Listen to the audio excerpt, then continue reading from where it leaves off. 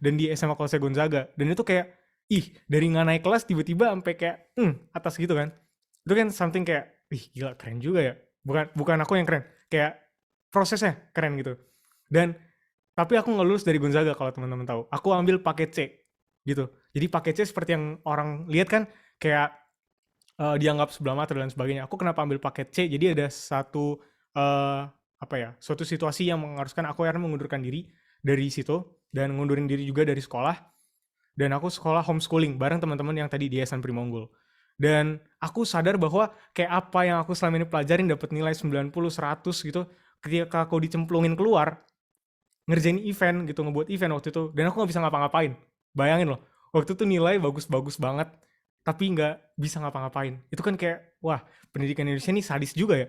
Udah sedemikian itu nilai bagus, tapi nggak menjadi jaminan bahwa kita bisa hidup di luar.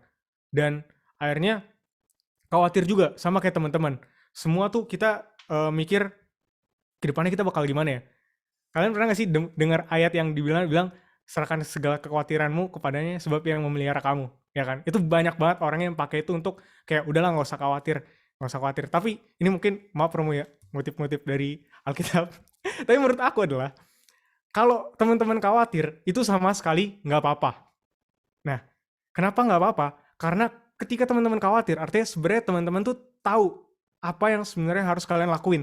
Kalian tuh harus berbuat sesuatu loh. Harus ada yang kalian ciptakan gitu. Kalau teman-teman nggak khawatir, santai bre, main game aja, ngopi apa ngopi gitu kan. Nggak usah terlalu kaku, nggak ada yang dikhawatirin. Tapi ketika teman-teman khawatir, sebenarnya teman-teman basically tahu bahwa teman-teman harus melakukan suatu tindakan yang ngebuat diri kalian tuh lebih berkembang.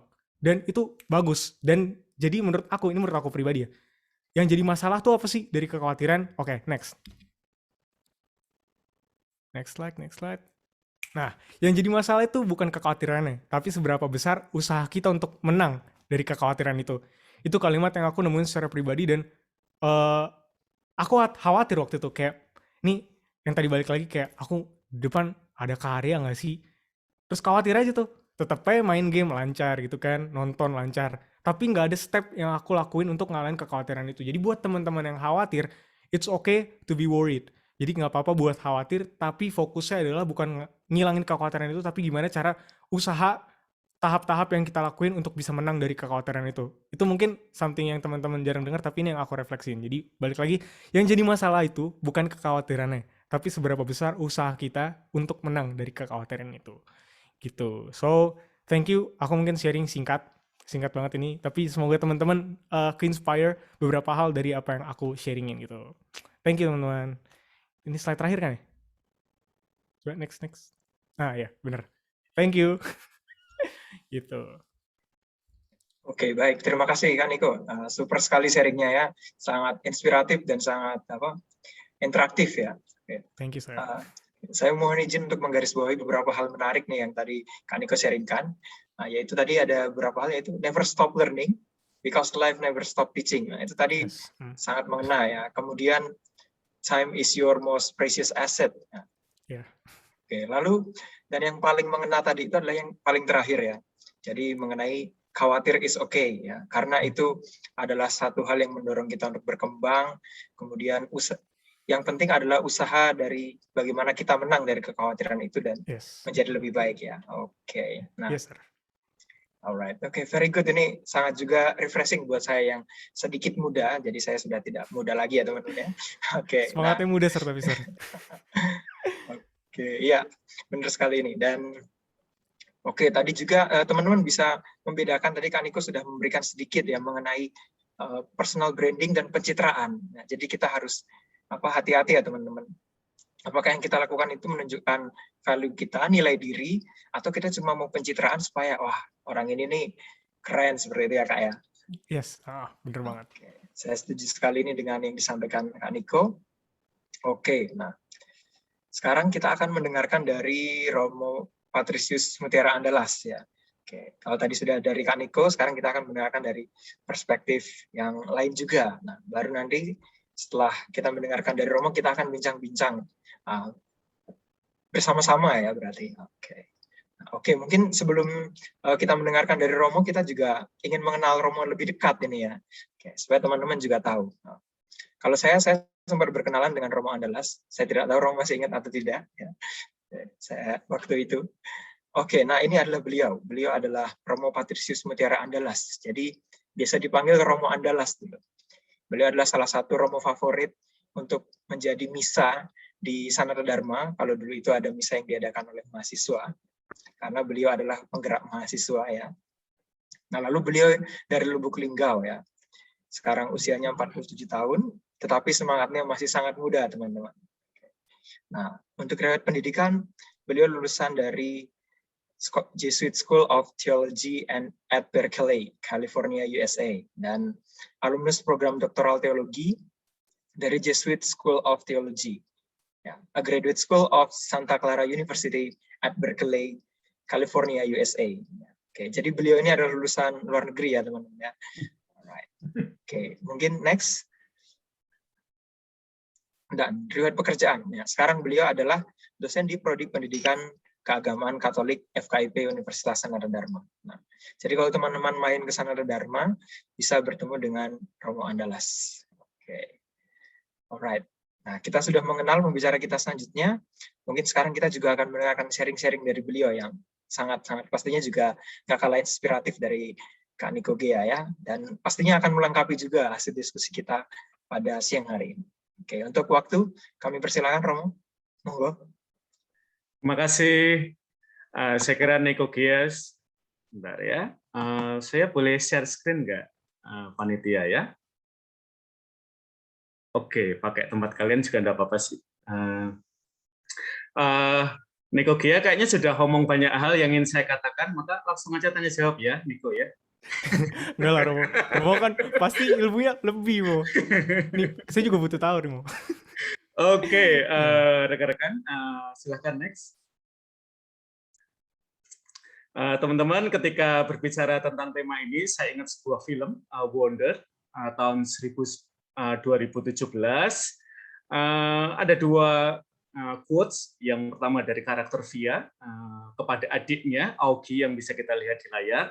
Lalu yang kedua dari kepala sekolah terhadap sosok Augie yang memandang diri sebagai seorang yang tidak biasa.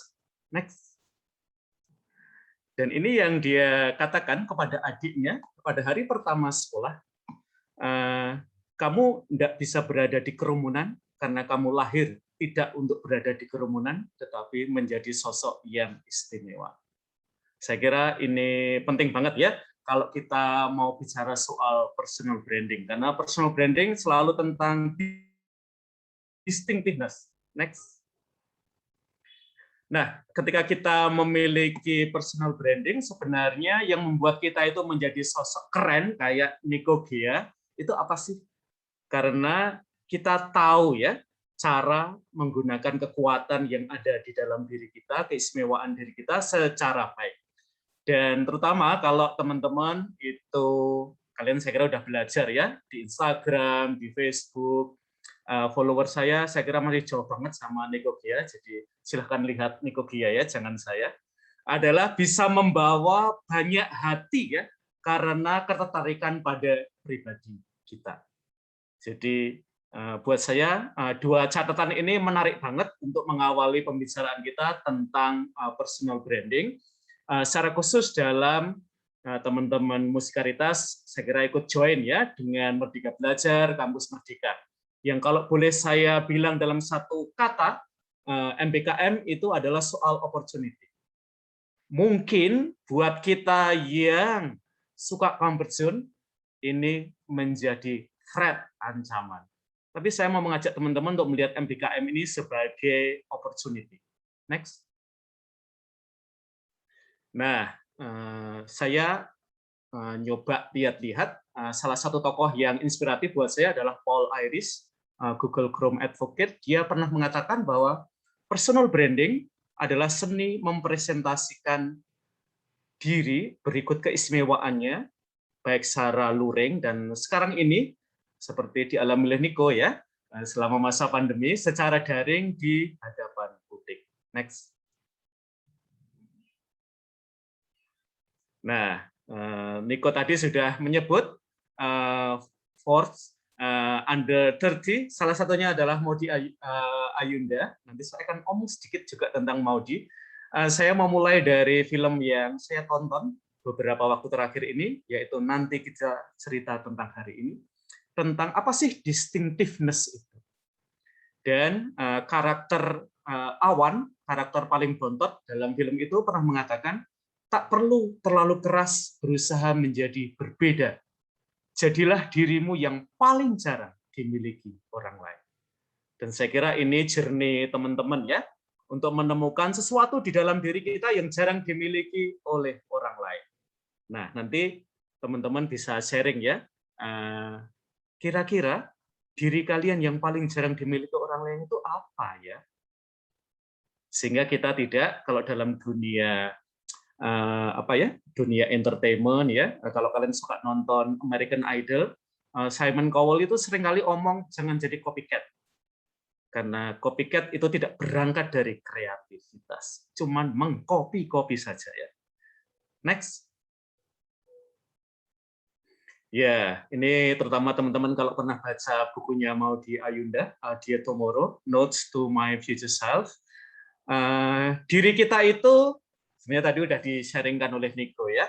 Kombinasi dari hal yang Anda lakukan, value yang Anda perjuangkan, sosok yang Anda inginkan. Dan barangkali kita masih mencari kombinasi yang paling tepat dari diri kita. Dan seringkali adalah sesuatu yang Anda definisikan, bukan yang Anda temukan. Dan seperti yang sudah di-sharingkan oleh Nico Gia, Maudy Ayunda ini tipenya tidak bertanya who am I, tetapi orang yang justru melakukan banyak hal keluar. Dan dari situlah lalu diri yang paling otentik itu menjadi dia temukan. Next. Ya, dan saya kira yang paling penting mengapa being original, being authentic itu menjadi penting banget, karena pesiaran kita adalah pesiaran saya, bukan pesiaran orang lain, bahkan orang-orang baik. Mereka punya tanggung jawab atas hidup mereka sendiri, sementara kita punya tanggung jawab atas hidup kita sendiri. Lanjut. Nah, ini sebenarnya ada lagu, karena ini saya kirim lewat PowerPoint ya. Nanti kalian bisa lihat ya, Halsey, Still Learning. Ini adalah sebuah lagu yang bicara tentang self-love. Bagaimana untuk bisa self-love aja kita mesti belajar. Apalagi seperti nanti teman-teman seperti Nico Gia ya, memberikan kontribusi baik lewat musik maupun lewat karya-karyanya. Ini saya kira kita masih perlu belajar lagi ya. Yuk lanjut. Nah, kira-kira teman-teman pada masa kuliah ini personal branding itu punya arti apa ya? Kalau saya sih simple ya. Kalau kita mau melakukan personal branding, jangan tunggu-tunggu. Now. Dan saya kira ini tantangan kita sih. Seringkali terutama orang muda, bahaya yang paling besar buat kita, ini dalam bahasa Inggris ya, teman-teman pasti tahu, istilahnya keren banget, tapi sebenarnya artinya jelek banget, yaitu prokrastinasi. Nunda, besok aja. Padahal sekarang ini yang dibutuhkan adalah now. Dan mengapa masa kuliah buat saya masa yang istimewa untuk membangun personal branding? Karena kurang lebih hidup kita, hidup kalian itu masih seperti kanvas yang bersih. Maka belum banyak komplikasi. Kayak saya ini 47 tahun, komplikasinya banyak banget ya. Gia ini 21 masih bersih lah, meskipun tadi Gia udah cerita ya, ada momen dalam hidup di mana hidup kita tidak sebersih kanvas yang kita bayangkan. Yuk, lanjut. Ya, personal branding is thinking about yourself as a brand. Dan saya kira hari-hari ini kita diberi contoh ya oleh Cristiano Ronaldo. Kepergiannya dari Juventus ke Manchester United itu menunjukkan dia adalah sebuah brand. Dia memecahkan banyak rekor dengan transfer dia. Dan itu berarti dia sudah Ronaldo nomor 7 itu sudah menjadi brand ya. Saya kira Nico Gia juga sudah jadi brand ya. Siapa? Iya, saya masih cari-cari ya Mutiara Andalas itu udah jadi brand atau belum ya. Tapi sekurang-kurangnya saya dulu suka iseng-iseng ya tanya setiap kali di Jogja. Coba cari di Jogja, siapa Romo yang paling dicari? Saya bilang, mungkin saya yang dicari ketiga di Jogja. Yang pertama siapa Romo? Saya nggak tahu. Yang kedua saya nggak tahu. Yang ketiga Mutiara Andalas ya. Itu agak sombong dikit ya bahwa saya dicari-cari di Jogja. Yuk lanjut. Nah, saya kira buat teman-teman terutama yang kuliah kayak Niko Gia ya, pasti udah tahu sih hal ini ya, bahwa personal branding is not about selling yourself, it is about marketing yourself and your career. Nah, soal selling dan marketing nanti buka di Google ya, bedanya apa. Nah, karena dalam bahasa Indonesia susah nerjemahinnya ya. Nanti Pak dosen yang bahasa Inggris silahkan membantu ya menerjemahkan antara selling dan marketing ya.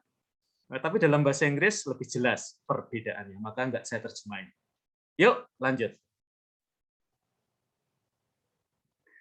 Nah, ini penting banget. Tadi Niko sudah sharing ya, ketika lulus SMA, lalu memulai kuliah, lalu membuat proyek yang mendapatkan atensi sangat besar ya, terutama pada masa pandemi ini. Dan ini bicara ya, saya ketika ditanya oleh panitia gelarnya apa, prestasinya apa, itu saya bingung ya, mau saya isi apa ya. Tapi saya sangat terkesan yang dikatakan oleh Frederick Harper, salah satu pemrogram di dalam dunia IT. Dia pernah mengatakan pentingnya titel akademik itu apa. Dan dia mengatakan titel akademik itu membantu kita 1 atau 2 tahun ketika kita memulai karir kerja. Setelah itu tidak diperhitungkan lagi. Yang diperhitungkan adalah apa yang saya lakukan, apa yang dapat saya kerjakan. Dan titel akademik itu juga kalau misalnya teman-teman pernah membaca ya wawancaranya Soekarno ketika dia lulus dari ITB, dia dikatakan, Karno, setelah kamu lulus dari program ini,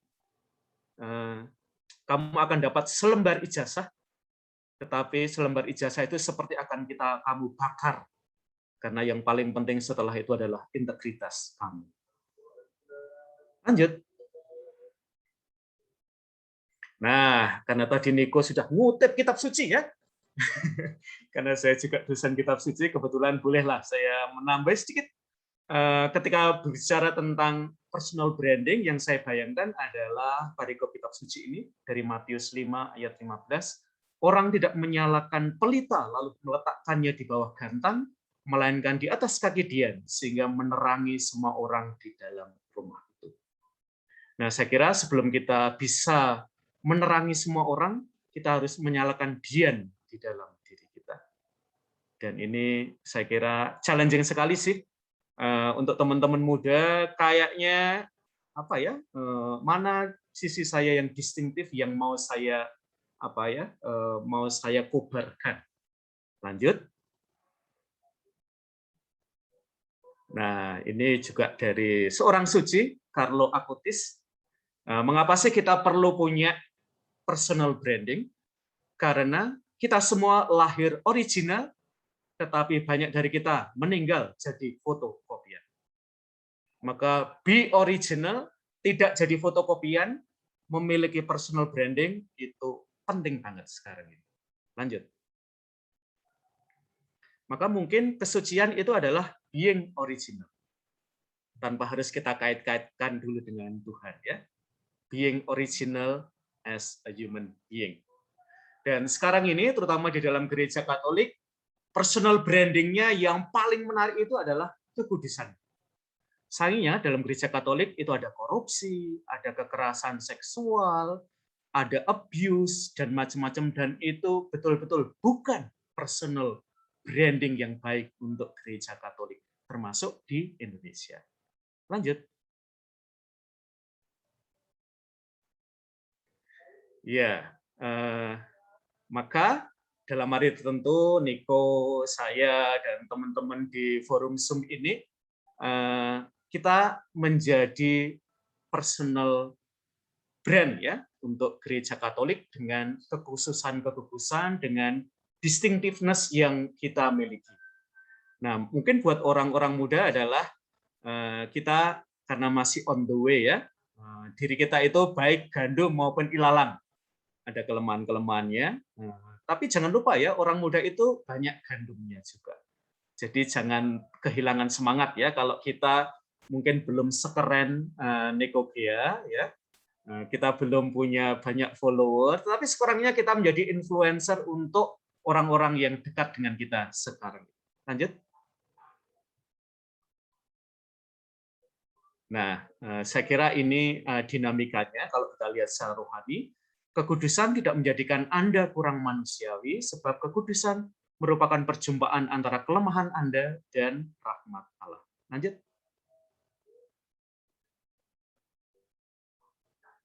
Dan kalau kita mau mencari salah satu personal brand yang ada dalam gereja Katolik adalah sosok perempuan bernama Maria. Karena dia menjadi influencer-nya Allah. Hidup dia rumit sebagai orang muda, tetapi dia senantiasa mengatakan, ya, aku ini hamba Tuhan, terjadilah padaku menurut perkataan. Dan Maria muda sekarang ini menjadi ibu buat kita. Dan kalau kita mau mencari sosok yang bisa menjadi personal brand dalam gereja Katolik, salah satunya adalah lihatlah Maria muda. Dia tidak jauh-jauh amat dengan kalian, dan keberaniannya seberani kalian. Nah, mungkin yang sekarang adalah keberanian kita untuk menjadi influencer Allah. Slide terakhir. Ya, ambil risiko dan jangan menyerah, terutama kalau kita berhadapan dengan banyak kesulitan. Saya kira itu aja yang bisa saya sampaikan, dan saya senang kalau kita nanti bisa ngobrol-ngobrol lebih jauh, terutama dengan Mas Nikogea. Thank you. Oke, ya, terima kasih Romo. Super sekali penjelasannya tentang personal branding dan hal-hal yang juga membuka wawasan kita untuk lebih mendalami apa itu personal branding. Saya mau menggarisbawahi beberapa hal yang tadi Romo sampaikan yang juga sangat-sangat menarik dan sepertinya bisa dijadikan catatan kita bersama. Tadi yang pertama yang menarik adalah tentang bagaimana kita jadi keren ya. Tadi Romo meng-highlight dengan kata jadi keren, yaitu menggunakan kekuatan pribadi supaya kita bisa menarik banyak hati ya. Nah, sehingga kalau hatinya yang tertarik itu kita bisa terus diperhatikan, lalu bisa diikuti dan diteladani. Benar sekali. Nah, dan tadi Romo menyinggung juga tentang MBKM. Nah, mungkin ini juga himbauan buat teman-teman ya, yang sedang kuliah terutama di semester-semester awal. Nanti ketika diarahkan untuk mengambil program MBKM, silahkan melihat itu sebagai sebuah kesempatan ya teman-teman ya, bukan sebagai sebuah ancaman. Oke. Nah, lalu tadi yang menarik adalah bahwa kesucian ternyata itu adalah being original itu sendiri ya. Itu juga konsep yang sangat-sangat baru buat saya dan buat kita bersama, bahwa dengan menjadi apa adanya kita bisa mencerminkan sebuah kesucian seperti itu. Oke, dan hal yang menarik lagi adalah bahwa being original itu adalah peziarahan kita, sehingga saya sangat setuju dengan Romo bahwa perjalanan hidup kita pastinya tidak bisa diukur melalui perjalanan hidup orang lain ya Romo ya. Oke, benar sekali. Oke, ya. Dan terima kasih untuk sharing-sharingnya Romo. Sekarang kita akan masuk ke sesi diskusi ini ya. Dan sepertinya sudah banyak ini teman-teman yang bertanya dan sepertinya sangat-sangat ingin mendengarkan jawabannya. Oke, saya juga sudah mencoba mengakomodir dan dan terus berdatangan. Oke, mungkin dari panitia boleh memberitahu ini kita sampai jam berapa bisa berdiskusi ya? Karena sebenarnya akan sangat intens dan menarik ini. Sekitar sampai 3:30, Sar. Oke ya, nanti kalau lebih dikit tidak masalah ya, karena Nggak sebenarnya masalah, Sar. banyak hal menarik yang bisa kita gali dan kita bahas bersama-sama. Oke, alright. Nah, ini saya sudah memilihkan beberapa pertanyaan yang mungkin nanti bisa dijawab baik oleh Kak Niko dan juga oleh Romo tentang banyak hal. Oke. Karena pertanyaan yang muncul juga mirip-mirip ya. Oke, mungkin yang pertama ini tadi yang sudah bertanya dari awal. Oke, ini saya akan bacakan, mungkin nanti Kaniko dan Romo bisa langsung menanggapi ya. Alright, oke. Pertanyaan yang pertama itu berasal dari Ripka Simanjuntak. Mungkin nanti bisa menyapa teman kita juga ini. Izin bertanya, aku lagi ngerasa khawatir nih dan takut buat mencoba nih Kak, karena udah ngerasa minder orang lain lebih dari aku. Cara menang dari kekhawatiran dan mencoba itu gimana ya Kak? Oke, jadi ada khawatir, lalu dia udah compare dengan orang lain gitu. Nah, kira-kira kalau dari Kaniko dan dari Romo gimana harus mengalahkan hal seperti itu? Monggo. Oke, Silakan, Niko. Aku duluan mau ya? Ya, silakan. Ya tadi yang nanya siapa? Ripka Simanjuntak. Simanjuntak. Coba aku mau tanya deh. Ripkanya mana? Ripka. Iya, Kak. Halo, mana? Halo. Aku mau tanya nih. Kamu suka K-pop nggak? Nggak terlalu sih, Kak. Oke. Artis yang paling ganteng menurut kamu siapa? Di Korea ya, Kak. Di dimanapun, siapapun. Lee Min Ho. Oke, Lee Min Ho. Terus ada lagi nggak artis yang lebih cakep dari dia? Kalau lihat-lihat. Ada sih, Kak. Siapa tuh? Kalau di Indonesia, kalau favorit aku itu Kaisar Rito gitu, Kak. Terus kalau misalnya ada lagi nggak yang lebih cakep dari dia di seluruh dunia nih? Pasti ada sih, Kak. Nah, itu udah terjawab. Jadi ketika kita ngebandingin diri kita sama yang lebih, nggak bakal ada habisnya, gitu. Aku juga kerja di musik, contohnya.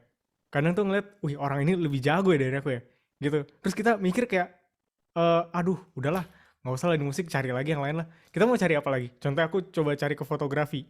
Terus ada lagi yang lebih jago nih, fotonya bagus-bagus banget. Terus kayak, aduh udah minder duluan, nggak jadilah. Terus, kapan kita jago gitu. Istilahnya ketika kita ngebandingin diri kita sama yang lebih, itu nggak bakal ada habisnya. Tadi yang aku kasih contoh ke kamu kan, di balik ada yang ganteng pasti ada yang lebih ganteng lagi, dan di balik yang ganteng banget itu pasti ada yang lebih ganteng lagi gitu. Jadi kita nggak bisa bandingin diri kita sama orang lain yang punya proses jauh lebih bagus dari kita, jauh lebih banyak dari kita gitu. Yang perlu kita lakukan adalah contohnya kamu suka apa namanya, bakat lah, atau misalnya hal yang suka kamu kerjain, entah musik lah atau masak atau apa. Olahraga, Kak. Olahraga. Nah, kalau olahraga main apa? Olahraga apa tuh? Basket juga bisa, berenang. Oh, basket. Saya juga basket. Dulu. Jadi istilahnya gini, kalau kita suka sama suatu hal, terus kita pengen nekunin, pasti ada titik di mana kita tuh ngerasa, oh kok dia lebih jago ya, gitu. Terus, oh yang ini kok cuma belajar bentar tapi lebih jago ya. Ya setiap orang tuh punya waktunya sendiri untuk bisa sampai ke proses itu. Cuman maksud aku tuh jangan sampai kita berhenti ngelangkah karena ngelihat ada yang udah di atas duluan, gitu. Itu yang kenapa jadi alasan banyak orang tuh gagal, pasti gara-gara itu. Karena udah takut duluan, jiper ngeliat ada orang yang lebih dari kita. So jangan bandingin diri kita sama orang lain, tapi bandingin diri kita sama diri kita yang kemarin. Istilahnya kita harus ngebuat diri kita jauh lebih baik dari hari ke hari, sampai kita satu di titik dimana orang lain yang ngeliat kita, wah Ripka jago banget nih, gitu. Atau misalnya, oh Kaniko udah jago banget nih, sampai kayak gitu. Jadi jangan bandingin, intinya jangan bandingin diri kita sama yang lebih baik, tapi bandingin diri kita sama diri kita yang kemarin. Itu kalau menurut aku. Dari Romo? Oke. Saya masih teringat ya, Simon Cowell, salah satu juri American Idol, itu pernah bilang begini, kontes-kontes kayak American Idol itu sayangnya hanya mencetak satu juara dan ribuan pecundang. Nah, ini cara apa ya? Mungkin cara dunia kita ya mengapresiasi nomor satu, dan kemudian bagaimana kita seringkali menyingkirkan nomor-nomor lain yang tidak nomor satu itu. Maka sebenarnya saya kira yang perlu kita lawan adalah seringkali iklim kompetisi yang tidak sehat. Bahwa selain ada pemenang nomor satu, nomor dua juga pemenang. Maka sebenarnya kalau teman-teman ya, terutama yang mengembangkan bakat seperti Niko aja yang sudah apa ya, dalam dunia tarik suara aja, challenge-nya masih gede ya, apalagi kita yang mungkin baru akan masuk ke dalamnya.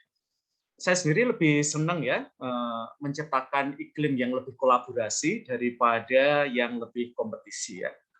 Dan kalau kalian pernah nonton film Nanti Kita Cerita Tentang Hari Ini atau baca novelnya, di situ ada suatu quotes yang saya senang sekali. Kita buat lebih besar daripada kekhawatiran kita, kecemasan kita, rasa rendah diri kita, dan sebagainya. Saya kira itu tanggapan dari saya. Terima kasih. Oke, ya tanggapannya menarik sekali tadi ya, bahwa tentang pertanyaan tersebut. Oh ya, mohon maaf saya revisi tadi, pertanyaannya itu berasal dari teman kita Visel ya, karena banyak sekali pertanyaan yang muncul di chat tadi. Sepertinya saya agak miss seperti itu. Oke, apakah sudah menjawab ya, Visel pertanyaannya? Sudah, Kak. Oke, baik sekali ya. Jadi seperti yang tadi Kak Niko dan Romo bilang ya, bahwa akan selalu ada yang lebih baik, sehingga kita tidak boleh apa tadi istilahnya jiper ya, maksudnya minder gitu ya. Jadi kita harus tetap bisa maju. Oke. Ya. Lalu pertanyaan lain yang menarik. Oke, ini ya. Nah, ini bisa juga dijawab oleh Romo dan Kak Niko. Nah, ini adalah bagaimana sih caranya menjadi seorang influencer yang dimaksud tadi pada masa pandemi sekarang ini, dalam menyampaikan hal-hal atau pewartaan itu. Bagaimana kita berani dan mampu untuk melakukannya. Jadi bagaimana menjadi influencer di masa pandemi. Oke. Ya. Alright, silakan Romo dan Kak Niko. Dari Romo dulu. Oke, saya dulu ya. Terutama dalam bidang agama ya. Selama masa pandemi ini ada banyak loh teman-teman komunitas-komunitas agama yang omongannya itu malah hal-hal yang buat saya tidak menanggapi pandemi ya. Omongnya negatif, berantem tentang agama soal pandemi ya. Dan buat saya itu negatif banget sih. Mereka tidak menyumbang apa-apa juga untuk gereja. Menjadi influencer selama masa pandemi, misalnya ada banyak mereka yang terdampak secara finansial, anak-anak muda juga yang terdampak secara psikologis dengan kelas daring.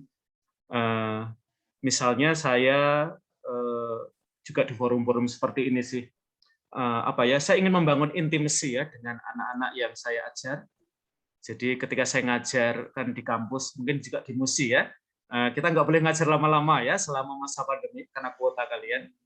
Maka yang saya lakukan adalah justru ketika ngajar saya cuma 1 jam, kalau bisa sekitar 45 menit itu waktunya mahasiswa untuk online. Dosen 15 menit aja. Saya semacam memoderatori mereka untuk ngobrol satu sama lain. Dan seperti kelas pagi ini ya, saya punya kelas gede banget sebenarnya, 3 SKS, dan saya cuma ambil setengahnya, 1,5 jam, dan mereka bilang, kita baru mulai kok udah selesai ya. Ya, buat saya itu impression yang baik banget ya. Mungkin itu cara sederhana untuk menjadi influencer, dan seperti yang saya katakan tadi, untuk menjadi influencer bagi orang lain, kita seringkali perlu menyalakan api di dalam diri kita terlebih dahulu. Karena kalau kita nggak punya api di dalam diri kita, gimana kita mau jadi terang buat yang lain. Silakan Niko, dilanjutkan. Ya, thank you Romo. Tadi kayak yang Romo udah bilang, kita harus nyalain api dulu dalam diri kita gitu kan. Baru kita bisa influence orang. Dan mungkin kayak teman-teman mikir kalau influencer, wah gila nih, pasti influencer pasti udah orangnya udah gede banget nih. Atau misalnya dia punya followers banyak nih, atau dia pasti prestasinya udah banyak banget. Arti influence itu kan sebenarnya pengaruh kan. Yeah. Jadi bukan kuantitas kita seberapa banyak orang yang bisa kita pengaruhin, tapi seberapa besar impact kita. Contohnya aku punya sahabat contohnya. Terus sahabat aku nih lagi kesusahan banget nih karena sama pandemi kan. Terus dia juga akhirnya udah susah, mentalitasnya juga masih susah, dalam artian kayak penuh alasan untuk ngelakuin sesuatu. Dan kalian bisa jadi influencer di mana kalian bisa nyadarin dia dengan kita tuh harus tetap berkarya. Contohnya dia bakal ada jualan online ataupun apa segala macam. Sebenarnya kan situasi pandemi ini emang menjadi suatu hal suatu hal yang merugikan, tapi nggak menjadi suatu halangan kita untuk terus berkarya kan. Jadi maksudnya influencer itu bukan seberapa banyak orang yang kita pengaruhi, tapi lebih ke seberapa besar dampak yang kita bisa buat ke orang itu yang menurut aku secara pribadi sih. Jadi bukan influencer tuh jangan dianggap yang followersnya banyak-banyak, yaitu kadang influencernya belum tentu influence yang bagus tuh. Ya sih banyak juga artis-artis yang kagak danta juga, malah aduh kacau lah pokoknya. Nggak, bukan berarti influencer itu bisa nge-influence hal-hal baik gitu. Jadi jadilah influencer dengan cara kalian masing-masing gitu kalau menurut aku. Ya, oke, menarik sekali ini yang sudah disampaikan oleh Romo dan Kak Niko ya. Jadi menyalakan api dulu. Lalu tadi ditambahkan oleh Kak Niko bahwa kita harus mulai dari diri kita sendiri dulu ya. Jadi bukan seberapa banyak orang yang kita influence ya Kak Niko ya. Oke. Iya, Sar. Alright, mantap sekali. Nah, ini kemudian ada pertanyaan lagi. Ini dari 2 orang, tapi coba saya gabungkan. Ya. Nah, itu pertanyaannya mirip-mirip ya. Jadi yang pertama itu menanyakan tentang cara efektif keluar dari zona nyaman. Oke, yang ini ditujukan ke Romo. Nah, yang satunya itu ke Kak Niko tentang bagaimana merubah hidup dan bisa lebih percaya diri dengan kemampuan sendiri. Nah, itu kan 2 hal yang mirip ya, bagaimana keluar dari zona nyaman dan merubah diri supaya bisa menjadi lebih percaya diri dengan diri sendiri. Oke, mungkin jawaban kolaborasi dari Romo dan Kak Niko bisa menambah insight kita. Oke, Niko dulu deh. Tadi aku ini mengenai cara menambah kepercayaan diri ya. Yes, oke. Gini, kepercayaan diri artinya kan kita punya sesuatu yang bisa kita hal baik yang bisa kita tampilkan kan gitu. Contohnya nggak mungkin kita nih tukang pukul nih, suka berantem, terus kita pede banget gitu, pede tampilin ke orang, weh gue tukang pukul nih, itu kayak soalnya kan kita menampilkan hal yang baik, kita percaya diri sama hal baik yang kita punya gitu. Dan maksud aku kepercayaan diri itu kebentuk kalau misalnya kita udah punya sesuatu alasan kita untuk percaya diri. Contohnya balik lagi, aku contohnya bisa musik dan akhirnya berkarya di situ, akhirnya percaya diri nih, aku udah punya karya dan bisa ditampilkan ke orang, dan itu kan hal yang baik ya. Nah, maksud aku percaya diri itu bukan tanpa dasar gitu. Kalian kagak punya kemampuan apa-apa tapi pede-pede aja ya, bukan kayak gitu juga sih. Artinya kan sebenarnya kalian tuh harus punya kemampuan dulu, baru kalian menampilkan kepercayaan diri kalian. Dan kepercayaan diri itu bukan sesuatu yang instan, itu sesuatu yang dibangun secara bertahap gitu. Karena jujur waktu itu pertama kali aku keluar seminari, aku kan keluar dari seminari, ngundurin diri, terus kakak sama adik aku kan orang performance ya, mereka bisa perform tuh tampil bagus banget, kayak bisa senyum gitu. Sedangkan aku di depan tuh udah gemeteran gitu. Terus kayak gerak aku kiri kan, wah aku kalau ngeliat video aku dulu kayak, gila ini orang ngapain sih tampil, udah turun, pengen kayak gitu kan. Tapi kan istilahnya apa?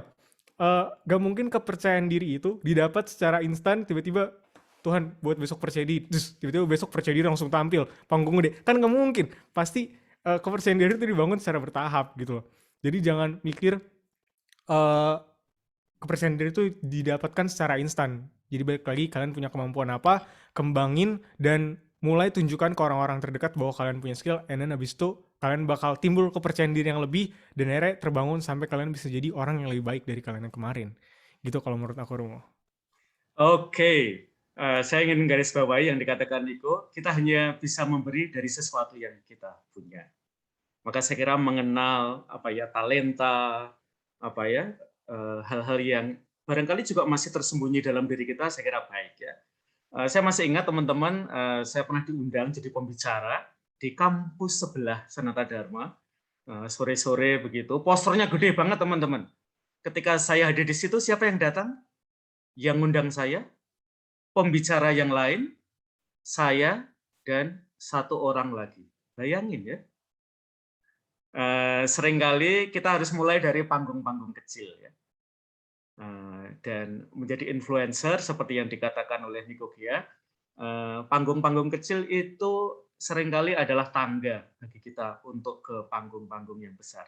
Saya biasanya memberikan saran ini ke teman-teman yang baru memulai karir ya. Jangan meremehkan yang kecil-kecil, jangan suka menolak panggung-panggung kecil, juga yang gratisan, karena itu adalah tangga bagi kita untuk menjadi seseorang seperti sekarang ini. Comfort zone buat saya jebakan. Maka untuk teman-teman dari Musikaritas, terutama dengan MBKM ini, seberapa banyak sih anak Musikaritas yang ke kampus-kampus lain? sekurang-kurangnya kampus-kampus Katolik se-Indonesia. Mungkin kita masih ada di comfort zone itu ya. Kalau kita bilang bahwa kampus kita terbaik, kita nggak perlu ke sana kemari, jebakan. Karena buat saya MBKM adalah opportunity yang gede banget. Ketika kita berani keluar, seperti Niko tadi ya, kita jadi tahu, ternyata kita lebih kecil daripada yang kita bayangkan ya. Dan lalu kita jadi sadar bahwa ada sesuatu yang perlu kita kembangkan. Lalu yang terakhir yang mau saya tambahkan, Maudy Ayunda. Ketika dia lulus dari Stanford, dia melihat lagi masa belajarnya di Stanford. Dan dia sangat digerakkan oleh tiga quotes yang ada di kampus itu. Change life, change organization, change the world. Dan pada akhir dia mengatakan, yang terjadi di Stanford selama 2 tahun adalah Stanford mengubah saya. Dan itu yang memberi energi tambahan buat saya untuk kembali ke Indonesia dan change organizations, ya, change lives, dan juga change the world. Thank you. Oke, ya sebenarnya sudah sangat jelas ya dari Romo dan Kak Niko ya tentang apa jawaban pertanyaan tadi dan sudah dikolaborasikan dengan baik. Saya tidak perlu merangkumnya. Oke. Kita akan lanjut ke pertanyaan selanjutnya. Ini ada pertanyaan yang menarik. Ini ditujukan khusus kepada Kak Niko ya. Oke.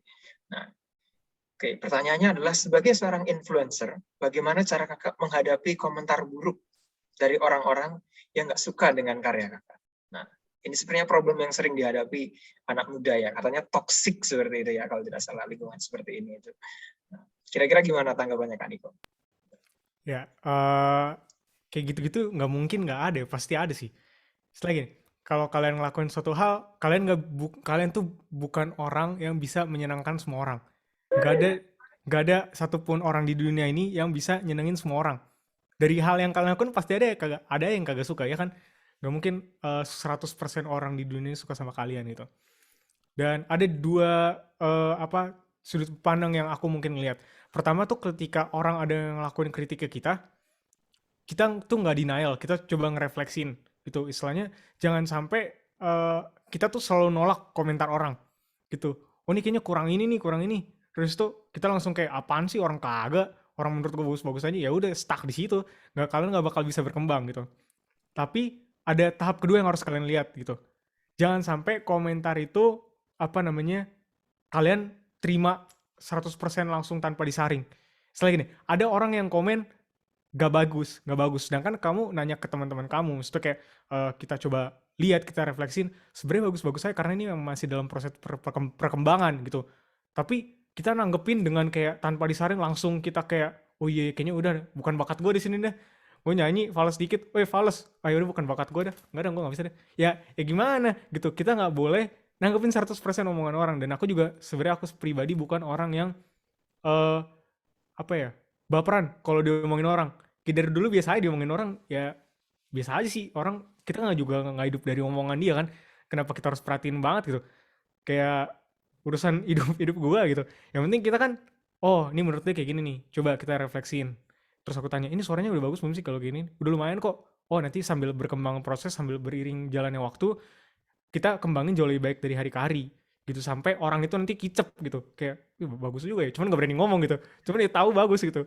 Itu banyak banget kayak gitu. Waktu aku juga dibilang kayak, waktu itu aku konduktor di orkestra, aku konduktor kan, terus waktu itu ada klarinet yang menurut aku fals tuh, enggak yang ini fals nih, terus kayak katanya aku bilang apaan sih orang kagak gitu. Wah diremehin dong karena kan junior ya. Terus akhirnya aku suruh benerin kan, naikin sampai aku suruh mereka tiup bareng. Setelah aku benerin, tiup bareng, tiba-tiba des rata gitu, kayak mampus. Itu kan akhirnya dia kayak diem, akhirnya nggak berani komentar setelah itu karena udah tahu kapabilitas yang mungkin aku punya gitu. Nah jadi buat teman-teman yang nggak nganggepin kayak hate dari orang lain, ya balik lagi, kalian nggak bisa nyenengin semua orang dan kalian cuma fokus sama apa yang bisa ngebuat diri kalian lebih baik gitu, dan nanggepin komentar dengan sudut pandang yang lain, dengan sudut pandang yang justru nge-build diri kalian jauh lebih baik. Itu kalau menurut aku. Oke, saya nambah dikit ya. Teman-teman kalau pernah baca bukunya Garis Waktu dari Fiersa Besari, Dia pernah ngomong sesuatu yang saya kira menarik.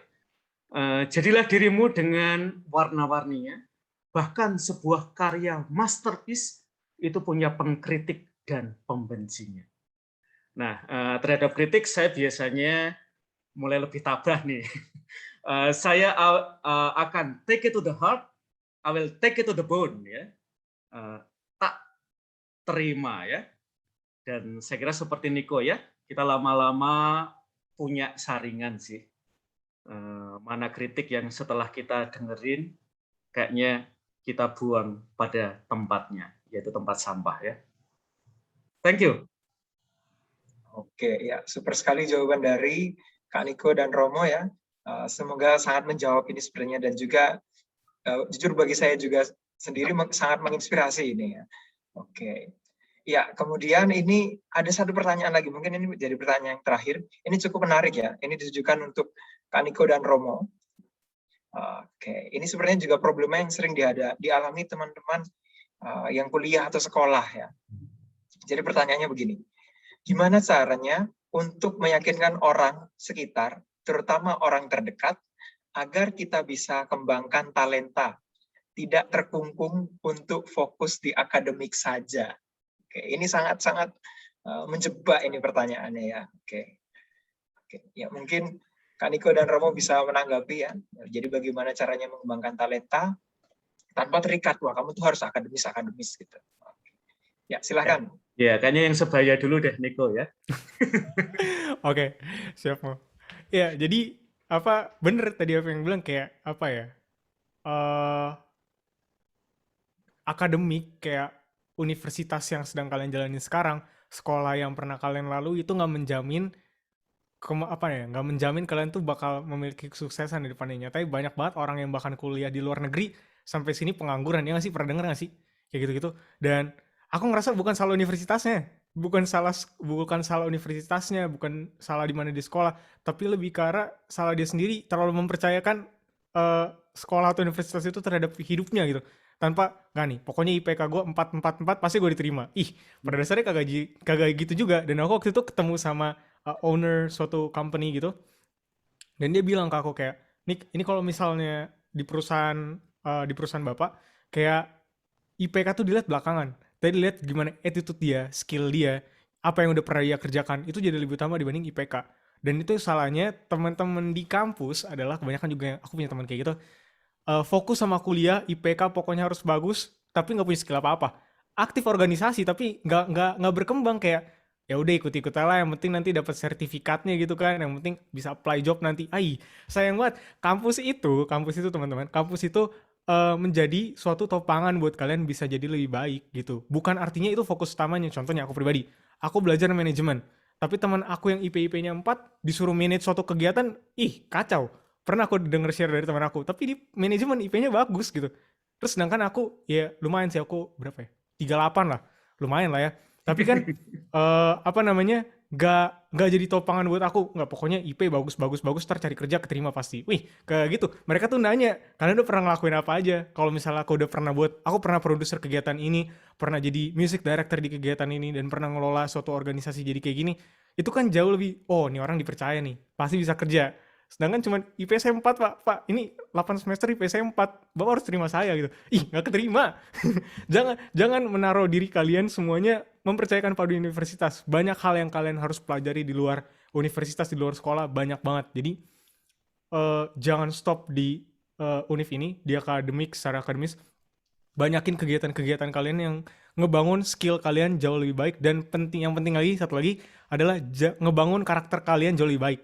Percuma kalian jago, skillnya banyak, bisa ngebuat segala sesuatu, tapi nggak punya attitude, kayak sombong, kayak, gue paling jago loh, udah kalian cupu semua lah, gitu. Nggak bakal diterima kalian di mana-mana di lingkungan. Nah, kalian ngembangin skill di luar kampus juga, dan kampus menjadi topangan. Dan yang kedua adalah kembangin juga kemampuan karakter kalian menjadi karakter yang lebih baik, yang bisa diterima sama lingkungan. Kayak gitu sih kalau menurut aku, Romo.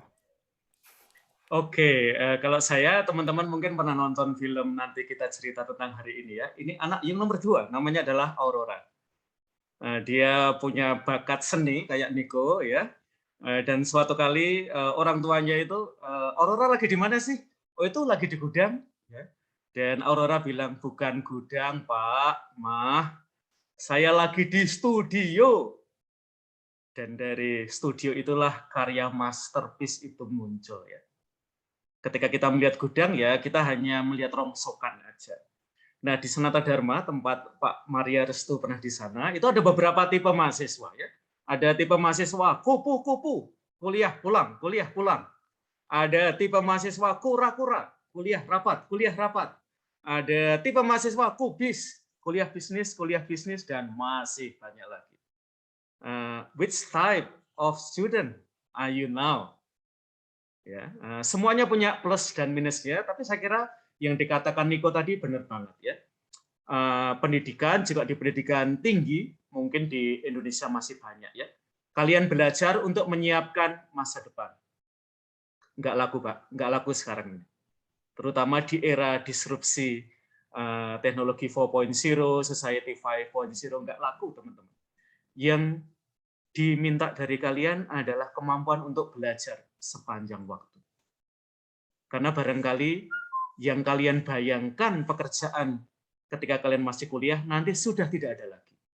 Sebaliknya, hal-hal yang belum kalian bayangkan, mungkin ketika kalian lulus, pekerjaan itu sudah bermunculan dan jumlahnya ribuan.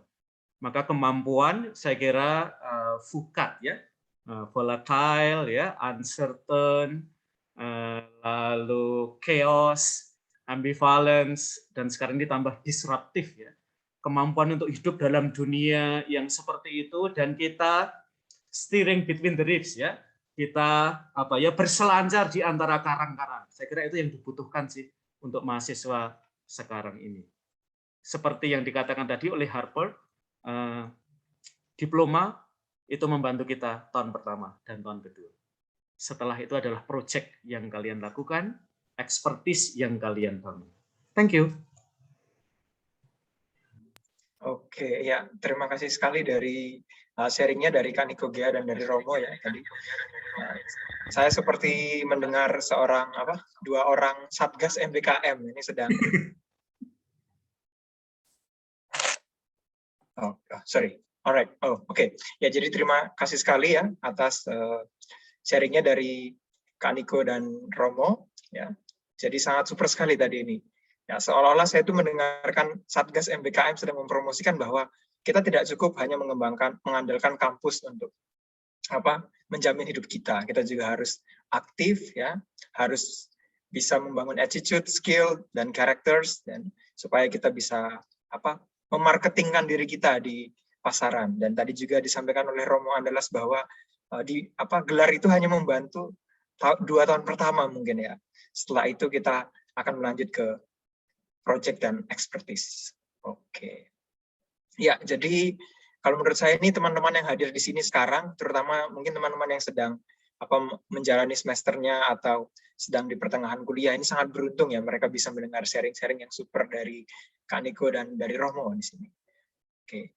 Dan ada banyak hal yang bisa kita petik ya teman-teman. Semoga ini tidak hanya masuk telinga kiri lalu keluar telinga kanan ya, tetapi juga meresap di dalam pikiran lalu turun ke hati ya teman-teman. Jadi dari telinga turun ke hati, bukan dari mata turun ke hati, itu beda lagi ya teman-teman ya. Oke. Nah, oke. Mungkin sepertinya kita sudah di penghujung diskusi kita ini. Nah, kita sepertinya boleh nih melanjutkan ke acara selanjutnya ya. Dan untuk menutup sesi diskusi kita pada sore hari ini, saya ingin berterima kasih kepada Kak Niko Gea dan Romo Patricius Mutiara Andalas atas sharing-sharing yang super sekali. Pastinya teman-teman yang di sini akan terinspirasi dan dapat membawa take away yang sangat-sangat super untuk hidup dan perjalanan membangun diri, personal branding menjadi orang yang better. Oke. Sekian dari sesi diskusi. Saya kembalikan ke MC. Oke. Terima kasih.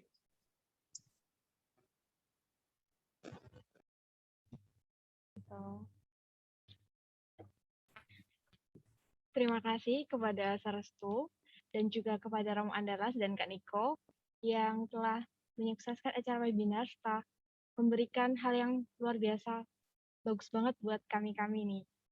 Lalu untuk menutup sesi kita, kegiatan inti kita di webinar kali ini akan ada penampilan yang spesial nih dari Kak Niko. Untuk Kak Niko, kami persilahkan untuk menampilkan penampilannya.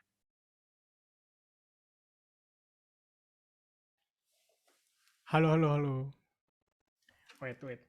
Nih, jadi panitianya nyuruh saya nyanyi. Nah, kerjaan ini dari Romo Patricio sih kemarin ngomong, Nick nyanyi. Akhirnya kan saya, oke Romo, saya siap melaksanakan tugas yang Romo berikan. Jadi karena ini kita sebenarnya kita nggak usah kaku-kaku ya. Yang penting kita dapetin apa yang tadi kita udah dapetin, kita habis ini aplikasiin lagi dan kita have fun aja gitu. Yang penting kita sambil berproses. Jadi di akhir lagu ini, di akhir seminar ini aku mau nyanyi satu lagu. Lagu sebenarnya tentang cinta-cintaan sih. Cuman kalau misalnya diambil artinya kayak istilahnya kita apa ya, tetap jadi diri sendiri gitu. Jangan berusaha jadi diri orang lain. Tapi intinya kayak gitu lah ya. Tahu ini nggak lagunya One Direction? Ada fans One nggak sih sini?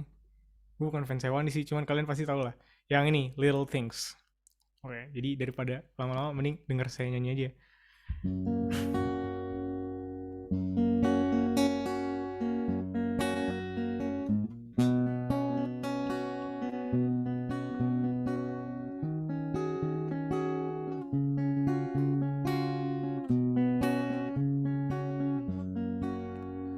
Your hand fits in mine like it made just for me, but bears in mine it was meant to be. And I'm joining up the dots with the freckles on your cheek, and it all makes sense to me. I know you've never loved the crinkles by your eyes when you smile. You never loved your stomach or your thigh, the dimples in your back at the bottom of your spine, but I love them endlessly. I won't let this little thing slip out of my mouth, but if I do, it's you. Oh, it's you. They add up to I'm in love with you. And all these little things. You can't go to bed without the cup of tea, and maybe that's the reason that you talk in the sleep. And all those conversations are the secrets that I keep, though it make no sense to me. I know you've never loved the sound of your voice on a tape. You never want to know how much you weigh. You still have to squeeze into your jeans, but you're perfect to me. I won't let this little thing slip out of my mouth, but if I do, it's you. Oh, it's you. They add up to oh, I'm in love with you. And all these little things. You never love yourself half as much as I love you, and you never treat yourself, darling, but I want you to. If I let you know I'm here for you, maybe you love yourself like I love you. I won't let this little thing slip out of my mouth, but if I do, it's you. Oh, it's you. They add up to oh, I'm in love with you. And all these little things, I won't let these little things slip out of my mouth, but if I do, it's you. Oh, it's you. They add up to oh, I'm in love with you. And all these little things. Yeay, thank you teman-teman. Mau lagi. Lagi. Boleh Kak, mau lagi. boleh. Serius mau lagi? Ini Boleh waktunya Kak. boleh. Boleh Kak, boleh. Hebat. Romo, maaf Romo ya, ini mahasiswa-mahasiswanya, aduh. Siapa yang mau dinyanyiin? Siapa yang mau dinyanyiin?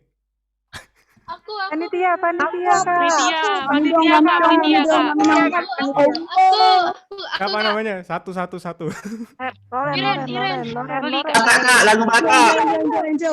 Iren, Kak Iren. Ayo, Loren. Nih, mana Loren? Loren yang mana? Angkat tangan. Loren mana Loren? Mana? Ini pokoknya buat Loren lah ya.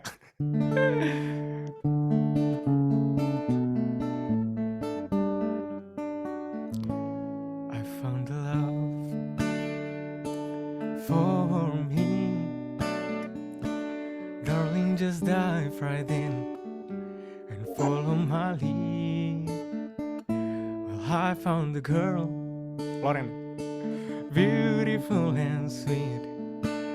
I never knew you were the someone waiting for me. We were just kids when we fell in love, not knowing what it was. I will not give you up this time, but darling, just kiss me slow. Your heart is all I own, and in your eyes you're holding mine. Buat Loren. Baby, I'm dancing in the dark with you between my arms, barefoot on the grass, listening to our favorite song. When you said you looked a mess, I whispered underneath my breath, you heard it, darling, you look perfect tonight. Mana nih Loren ini? Well, I found a woman stronger than anyone I know. She shares my dream. I hope that someday we'll share a home. Well, I found the lovers to carry more than just my secrets, to carry love, to carry children of our own. We are still kids, but we're so in love, fighting against all odds. I know we'll be alright this time, but darling, just hold my hand. Be my girl, I'll be your man. I see my future in your eyes. Baby, I'm dancing in the dark with you between my arms, barefoot on the grass, listening to our favorite song. When I saw you in that dress, looking so beautiful, I don't deserve this. Darling, you look perfect tonight. Buat panitia nih. Thank you panitia ya.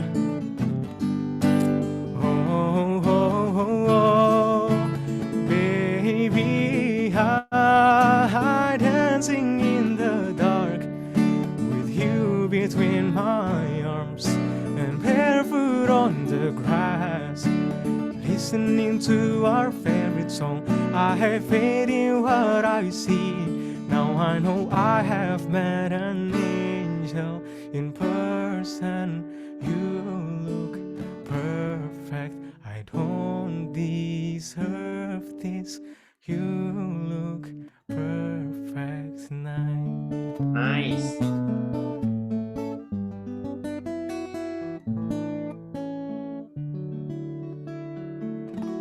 Yay, thank you semua. Thank you, Kak. Lagi Kak, lagi. Lagi-lagi, ini acaranya seminar teman-teman. Ayo.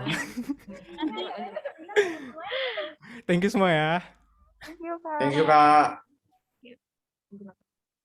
Terima kasih nih buat Kak Niko yang sudah menutup kegiatan webinar kita dengan penampilan yang luar biasa keren dan bagus banget nih Kak. Kami jadi semua terhibur nih. Dan suaranya benar-benar wah, bikin kita kayak seneng banget lah rasanya. Bener banget nih Kak Gina, jadi tambah semangat nih ya. Tapi sayangnya kita nggak ternotis nih. Siapa namanya? Shirley sama Shirley. Gina ya? Iya. Halo Shirley, halo Gina. Halo Mau Kak. dinyanyiin. Udah. Acara udah selesai. Yuk, lanjut. Iya. Thank you Kak Niko dan nah Kak, sesuai dengan janji kita, kita bakal bacain door prize untuk 3 orang peserta yang beruntung dari pertanyaan yang menurut narasumber dan panitia menarik. Dari banyak pertanyaan, kira-kira ada siapa aja nih Kak? Buat teman-teman yang berhasil untuk dapetin door prize, dari pertanyaan yang udah teman-teman ajuin, ini ada 3 yang kami pilih. Yang pertama itu ada Nisika dari STT Binsari, Makassar. Dan yang kedua ada Emilia Esti dari UKMC. Dan yang ketiga ada Visel dari UKMC. Selamat untuk ketiga teman-teman yang beruntung. Dan kami mengingatkan untuk ketiga teman yang beruntung ini, setelah webinar ini berakhir, untuk menghubungi kami panitia. Dan kami juga mengingatkan untuk teman-teman yang belum beruntung jangan berkecil hati ya, dan masih ada kesempatan lainnya untuk bisa menang. Wah, nah selamat ya untuk teman-teman yang beruntung, dan nggak kerasa nih kita udah ada di penghujung acara, dan sebentar lagi kita akan menutup acara ini. Dan sebelum kita berakhir dan berpisah, kami persilakan kepada Ibu Indri selaku dosen pembimbing untuk mengucapkan satu dua kata. Kepada Bu Indri untuk waktu dan tempat dipersilakan. Oke, baik, terima kasih. Saya Indria Sari, saya selaku dosen pendamping untuk kegiatan webinar pada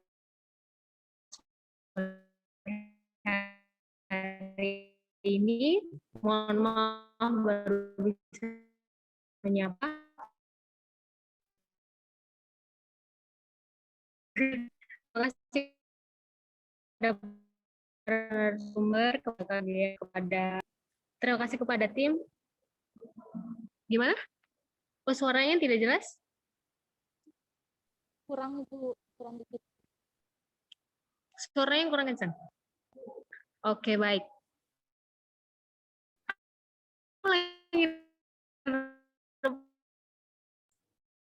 Aku lanjutin aja.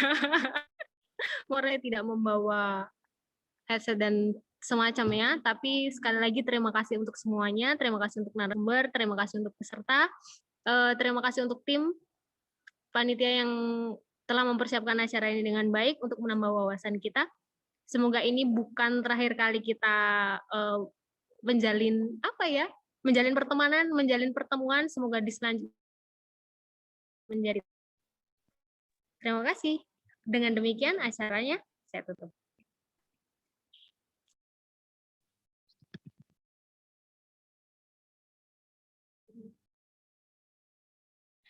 Terima kasih kepada Bu Indri yang telah menutup acara kita.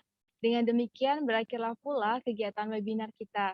Namun sebelum kita meninggalkan ruang Zoom meeting ini, kita akan menutupnya dengan doa. Dan kepada teman-teman semua dihimbau untuk tetap menyalakan kamera, karena setelah kegiatan doa ini berakhir, kita akan melakukan sesi foto bersama. Kepada Kak Laurencia, kami persilakan.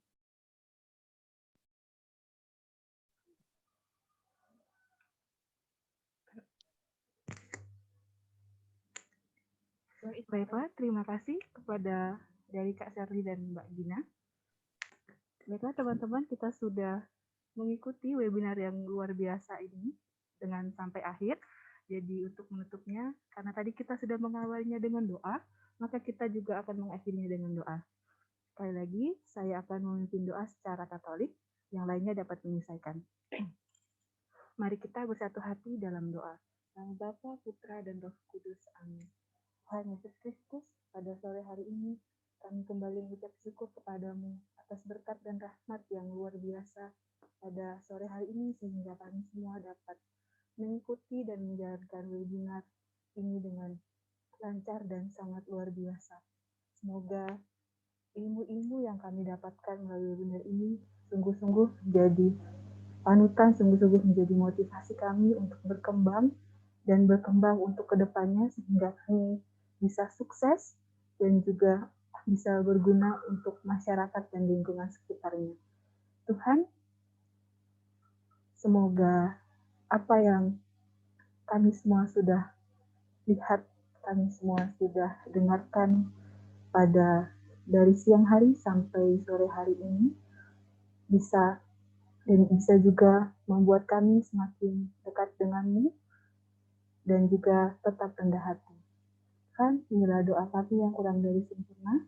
Selanjutnya kami serahkan ke dalam tangan-Mu, Kaulah Tuhan dan pengantara kami hingga sepanjang segala masa. Amin. Terima kasih. Saya kembalikan ke Kak Serli dan Kak Gina. Terima kasih Kak Loren. Nah, teman-teman, kita sekarang akan melakukan sesi foto. Sesi foto akan dimulai dari slide pertama. Silakan teman-teman untuk menyalakan kamera ya, dan jangan lupa untuk bergaya.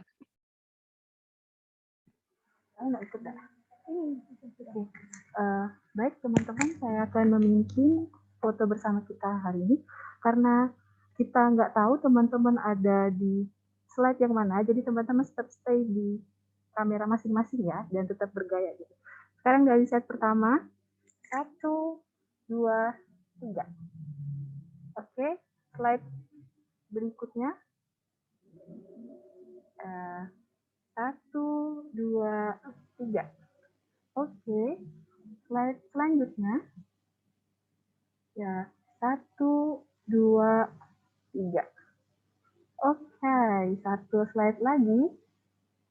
1, 2, 3. Oke, slide terakhir nih. 1, 2, 3. Oke. Sudah selesai nih. Kita kembalikan sama kakak MC yang cantik. Oke, terima kasih Kak Loren. Dan sekali lagi kami ucapkan terima kasih kepada semua teman-teman semua yang telah berpartisipasi dalam webinar pendidikan ini.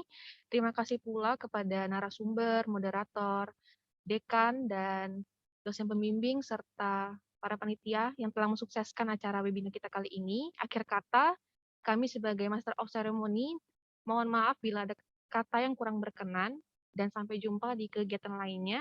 Salam sehat dan salam humaniora. See you. Makasih, Kak. Thank you semua. Makasih, Kak. Makasih, Kak.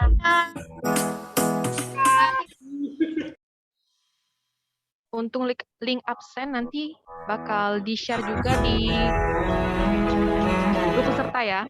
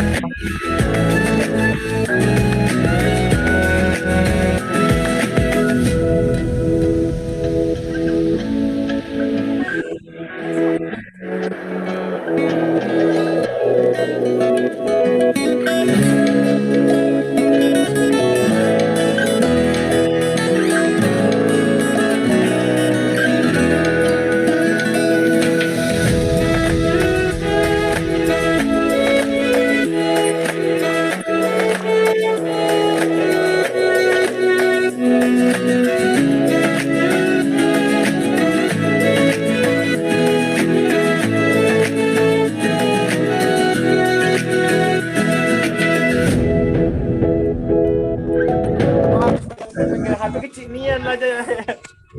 Mana yang tadi, Cok? Bisa. Bisa lah. Aku Google dia kok. Kan kita pakai email. Hah? Iya. Bisa. Ya kan